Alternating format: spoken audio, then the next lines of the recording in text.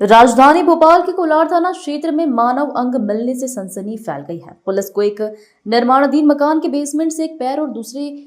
पैर की हड्डी और एक हाथ की हड्डी मिली है कि जो कि क्षत विक्षत हालत में है। मामले को गंभीर देखकर पुलिस ने मामला दर्ज कर जांच शुरू कर दी है। पुलिस ने उक्त अंगों एवं हड्डियों को पोस्टमार्टम और डीएनए एनालिसिस के लिए फॉरेंसिक लेबोरेटरी भेज दिया है। मानव अंग से अभी तक कोई शिनाख्त नहीं हो पाई है। पुलिस उस क्षेत्र को पूरी तरह से छान रही है जिससे कोई ऐसा प्रमाण मिल सके कि अंग मानव की पहचान हो सके। पुलिस आसपास के क्षेत्र में पूछताछ कर रही है। साथ ही पुलिस भोपाल से लगे क्षेत्रों में भी जानकारी जुटा रही है। साथ ही आसपास के लगे सीसीटीवी कैमरों को खंगालने में लगी हुई है। फिलहाल अभी तक पुलिस को मानव अंग के संबंध में कोई भी जानकारी नहीं मिल पाई है, लेकिन पुलिस लगातार प्रयास करने में जुटी हुई है। ये 7 तारीख को घटना हुई थी। ये पुलिस हाउसिंग सोसाइटी है, वहां पर इस तरह की कोलार में घटना सामने आई थी, जहां पर कुछ बच्चों ने देखा कि वहां पर किसी एक बोरी थी और बोरी में जब उन्होंने लात मारी होगी खेलते खेलते, तो वहां पे जो पैर का एक टुकड़ा था, वो पैर का टुकड़ा वहां पे जो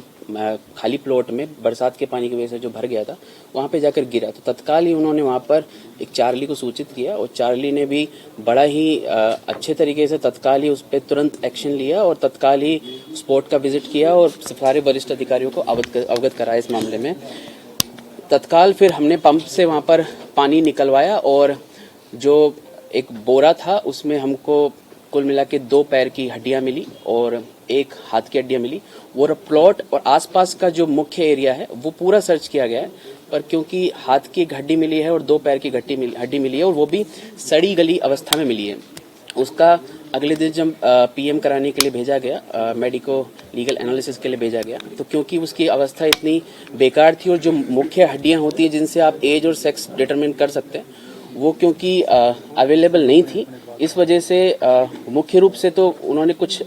फाइनल रिपोर्ट अभी तक दी नहीं है, लेकिन अभी वर्तमान में उन्होंने ये बताया कि ये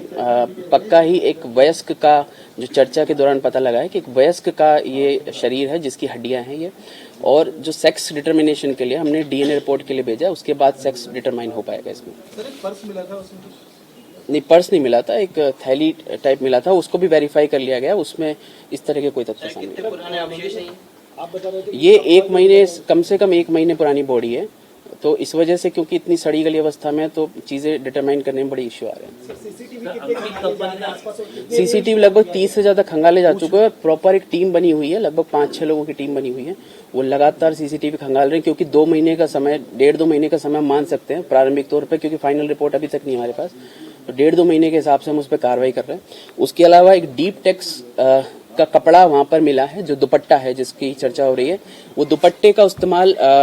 जो हड्डियां हैं उनको बांधने के लिए किया गया, इसलिए ये भी नहीं कहा जा सकता है कि महिला का ये शव था या फिर ये पुरुष का शव था। उस डीप टेक्स के कपड़े के आधार पर भी, क्योंकि ये ऑनलाइन भी डिलीवर करते हैं, तो हम पूरा मध्य प्रदेश में जहां जहां पे डिलीवर हुए हैं, स्पेशली भोपाल और जो आसपास के इलाके हैं, रायसेन हो गया, सीहोर हो गया, वो जो कोलार के आसपास के एरिया, वहां पर भी डिलीवर, जिसपे उस तरह का कपड़ा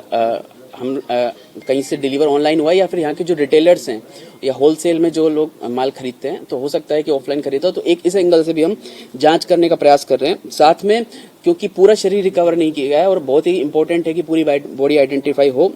इसलिए लगभग 5 किलोमीटर के एरिया में हम लोग अभी सर्चिंग कर रहे हैं और एक और प्रयास कर रहे हैं कि जो गुम इंसान है, लगभग जो वयस्क में जो गुम इंसान हुए पिछले 2 महीने के अंदर, उन सबको देखा जा रहा है कि कहीं उसमें कोई संभावना बनने का प्रयास तो नहीं हो रहा। लगभग कितने दिन पुरानी बॉडी वो बताई जा रही है? अभी वर्तमान में प्रारंभिक तौर पर चर्चा पे ये लगभग 1 से 1.5 महीने पुरानी बताई गई है, पर स्पष्ट रूप